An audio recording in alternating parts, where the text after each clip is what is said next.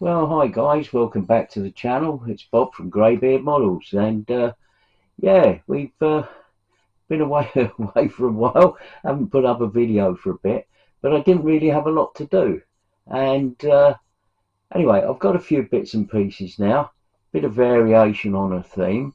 Got some progress on the truck and all of that sort of stuff. And as a bit of a sideline, I thought I'd just show you a bit of the build on the lighting kit for the Lego Star Destroyer thing that my son's built. So anyway, enough of me waffling on.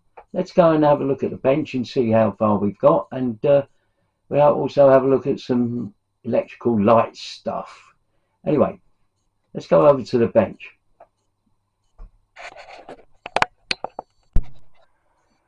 Right, so just to keep you up to date with where we are, so I've got some of the smaller items, parts of the internal deck, if you like, or the machinery equipment. Got a lot of those detail painted now. Oh, excuse me. Two seats from the truck cab are all done now.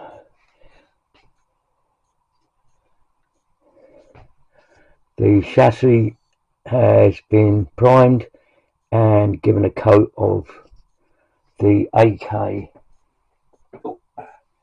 Get over here, the AK olive drab. So got that. That's all done.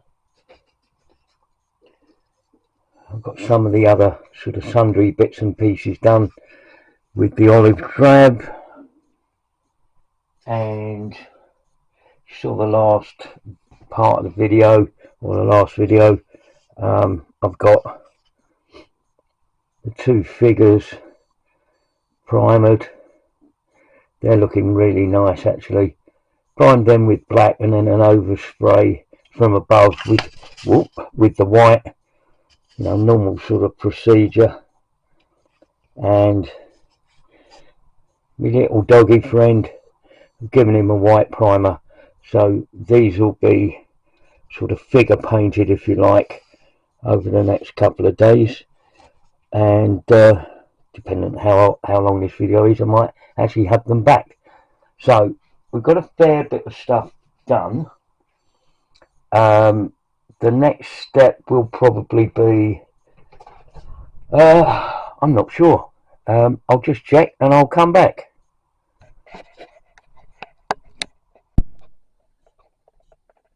There you go, it is focusing now.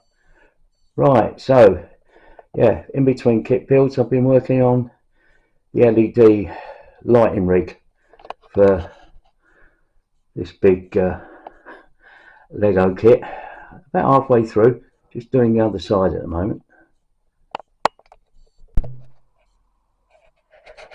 And it's not easy once you start taking things apart, these. So I'm going to take the top part off here, and that's in bits here to my sort of left, and that's so that there's all LEDs in this top section up here. So I'm working on that now. So anyway, onwards. I've got a few more lights in, so it's quite a good array of lighting once everything's in place, but it's complicated. It's not impossible, but it's complicated. Anyway, on to the next bit. So we finally got this built, complete with the lighting rig. That's better. Yeah, complete with the lighting rig.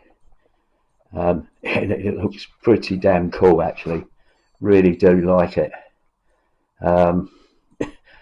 Yeah, not cheap, but great fun to build, and the lighting kit, yeah, interesting.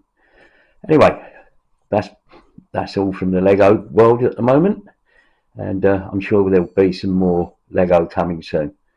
So let's move on. So I was trying to work out about getting the correct colours for the British Army uniforms, and there's lots of discussions online as to what paints to use and what colours to, you know, what paint colours to use and whatnot. So got hold of this book. Obviously it's previously loved, as they say, but it's got some really interesting pictures of reenactors, I suppose, with original sort of equipment from the Second World War, and there's all sorts of pictures in all sorts of uniforms. So I think this is going to be my go-to sort of reference, I think, for British Army uniforms. So anyway, on to the next one.